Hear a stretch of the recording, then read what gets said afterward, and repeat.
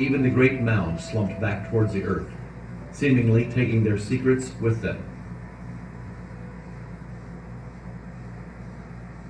The name, Kolomoki, comes from a Creek Indian word meaning land of white oaks. But the woodland-era peoples who built these mounds vanished hundreds of years before the Creeks appeared.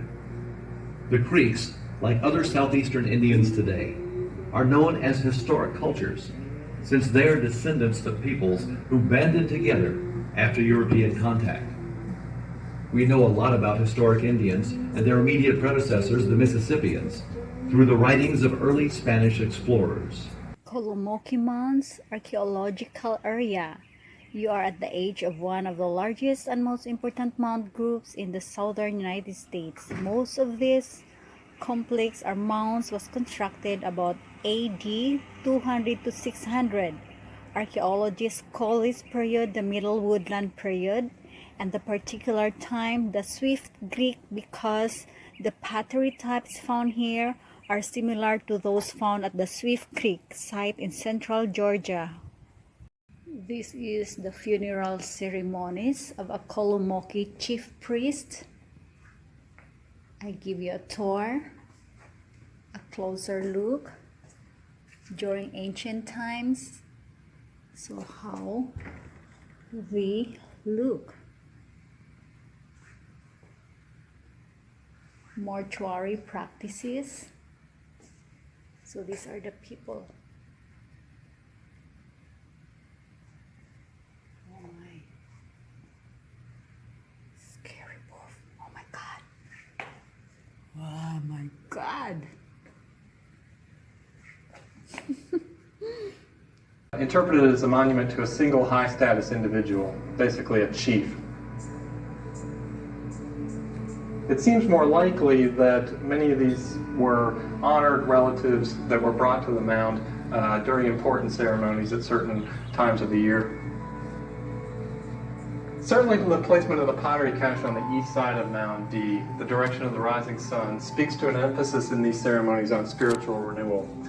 The placement of pottery caches on the east side of the burial mounds was common in this region, but we can imagine that here at Kolomoki it would have taken on an even greater dramatic effect, due to the fact that the sun would have risen over what is arguably the largest mound from this time period, Mound A.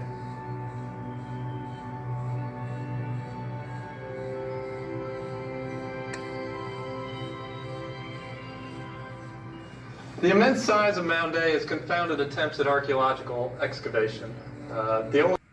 This part is the excavation of Mound D. I will give you a tour and a closer look. And this Kolomoki, this is a chief priest, were men of great influence and power. At the death of one of them, the Kolomoki community joined in a major religious ceremony, and many people were sacrificed and many costly goods were consumed. So this is Kolomoki priest.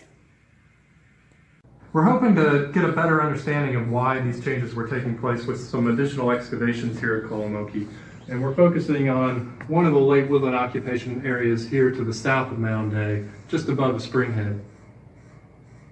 And our goal here is to identify some of the features, that is things like post molds, storage pits, and hearths that the Indians left behind, and hopefully answer some of the questions about what's going on at Kolomoki during the second half of its occupation.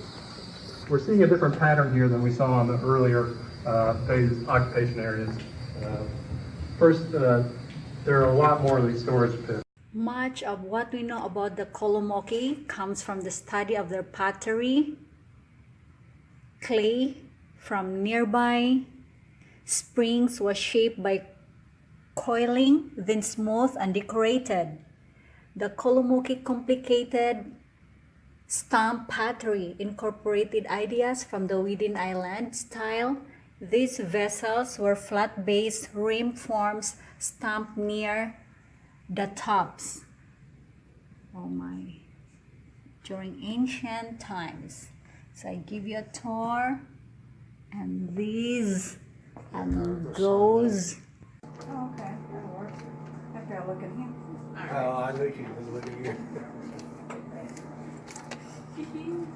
There you go.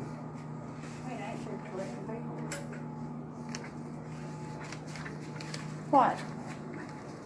So from here. Thank you so much for watching.